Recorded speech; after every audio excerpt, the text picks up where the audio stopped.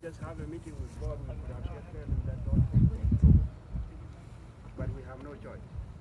So now let us just go, we will have a prayer. And then because of the virus, we don't take the ashes. What we are going to use, we will use the flour for this one. So I will ask those who are making arrangements, after we lower down the casket, we will take each one of us, not all of us will get it. If we do not get it, it's okay. And then we will throw it in the front of our brother Toga. Okay? So now, okay, let us have one just a general